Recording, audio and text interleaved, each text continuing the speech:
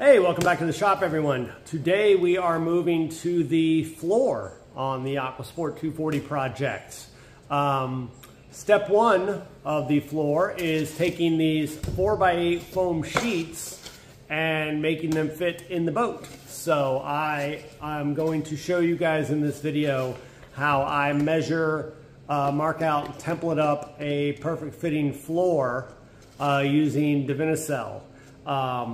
If you've never used Divinycell, it's a 5-pound density PVC foam. I'm using the 3/4 inch H80 version of it. Very lightweight, very easy to work with, very, very strong once it's laminated on both sides. So highly recommend it. Very cost effective material for building out a floor, some supports, bulkheads, things like that. So stay tuned, grab your tape measure, and if you hate math as much as I do, then you will love what we're gonna do. To measure the floor, so we can cut the Divinycell and waste as little as possible, I have drawn, put marks on the boat every 6 inches. And they go all the way up the stringers, all the way to where the front casting deck. And I went and did it on both sides. And then what I did, took the tape measure and you just go across, you know, line up the spots, spot to spot. Spot to spot, and then you can see it's roughly 80.5 inches across the back. Write that down, move it up. 6 inches, 6 inches, all the way up to the bow. And then what I've done is I will divide these numbers in half and draw a center line down the Divinycell, go, you know, half out each side, and you end up with, you know, a little almost triangle shape on the Divinycell. You cut out and you fit them in place. Now, when transferring these over to the Divinycell, basically a 4-foot sheet, so I'm only going to need the first 8 numbers. None of those go over, you know, 84 inches. So I'll start this at 84. 42 is going to be my halfway point, so I'll mark that and that. That leaves me guaranteed at least a foot off each sheet that I'm going to be able to use for something else, you know, cap supports, really anything. And one other little tricky thing with these is we measured these every 6 inches.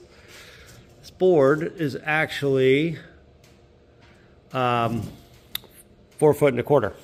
So you've got to account for that, because after, what, 4 sheets, you're going to be an inch off. So just, of course, they can't just make it 4 feet and make it easy, but, you know, it works. You just got to think about it a little bit when you're marking your numbers and transferring them over to the board. Numbers are all transferred. 81.5, half of that is 40 3/4, so you set that there. You make your mark, you move up 6 inches, you go all the way up, and then you've got your lines, and then you basically just connect the dots and cut it out. It should drop right in. And there we go. Fits in there pretty well. One thing you'll notice, of course, the hull is tapered in a little. So you're going to want to you know, round the bottom of that off before it fits perfectly. But it's foam, so it's real easy to shape and real easy to work with.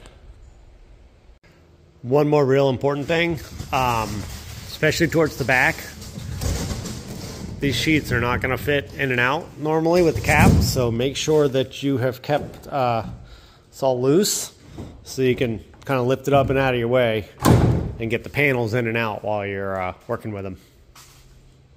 All right, and there we go. Let's do that 3 more times, and we can pull it out and start glassing. Well, I'm sure you've all heard the old adage, measure once, cuss twice. Had the third piece cut out, set it in place, and there was about a 1/2 inch gap down each side. And I'm like, what in the hell did I do? And I realized that there are 9 marks on each one of these, including the first one and the last one. And as I was going through my measurements, I took the 9th mark on that one and then went to the 10th mark for the first one. So in essence, the last mark on one sheet is the first mark on the next one. So my measurements, I had skipped a measurement. But worked out good because this piece was a little smaller, so I just redrew this and cut it a couple inches off edges again, and then cut a new third piece. So anyways, floor's sitting there, and that's the template for it. This piece, I'm going to get out of the way here for a second. So this storage box I'm going to leave. I'm actually going to raise this up. Now that the cap is back on, probably going to raise it up, guessing maybe 6 inches or so. Extend these walls up just a little for this storage box. And that way I've got a little lip, but then if I want to climb up onto the bow here, it's not as big of a step. I mean, I can do it, no problem, but you know, the kids and wife, whatever. So that's the plan. Anyways, finish numbering these, make sure they're all lined up correctly, and pull them out of the boat and send them somewhere safe. And then work on this part. So I said 6 inches. Did a little more considering and actually went 10 inches. And the main reason why is I'm going to leave that little shelf in there for batteries.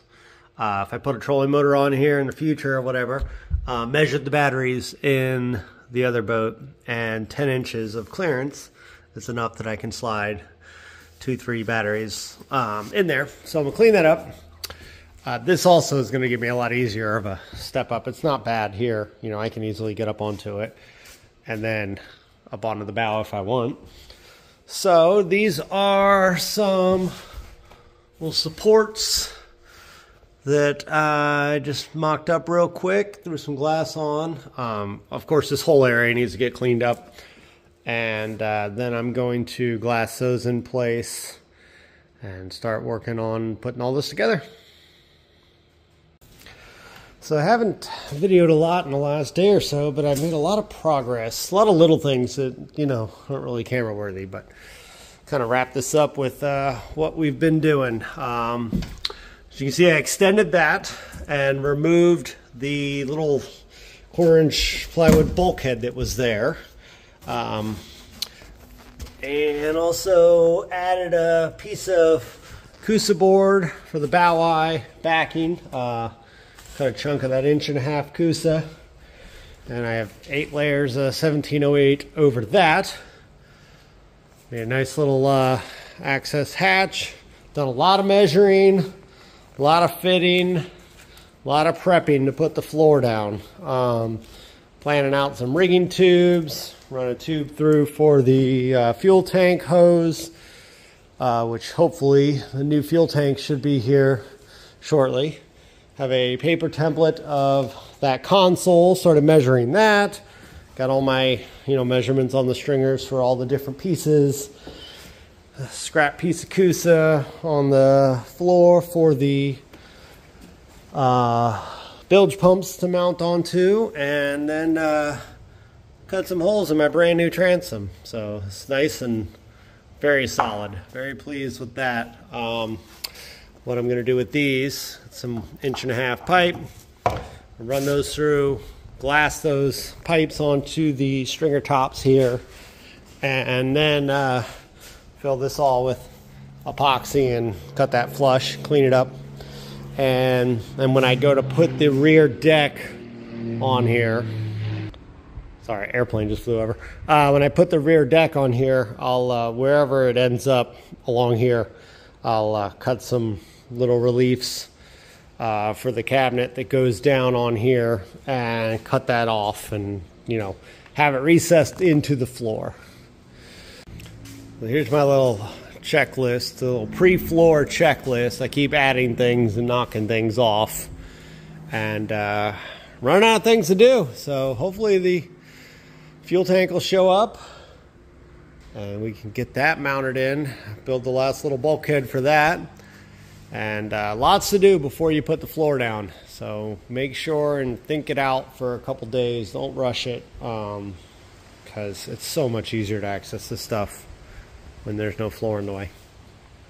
So I think we're going to go ahead and wrap this one up. We'll make this into a two-part video with obviously the first part getting everything ready to go down, all measured out, cut, and some of the last little prep work on the floor before we get it glued in. The second part coming up next, we'll go ahead and get everything glassed up, laminated, trimmed, sanded, shaped the rest of the way, and we'll start gluing it down. Hopefully the fuel tank shows up soon, because that's really the only thing holding this up from getting this floor down and moving on to getting it ready to go. So anyways, thank you again for watching. As always, I do appreciate it, and stay tuned for the next one coming up soon.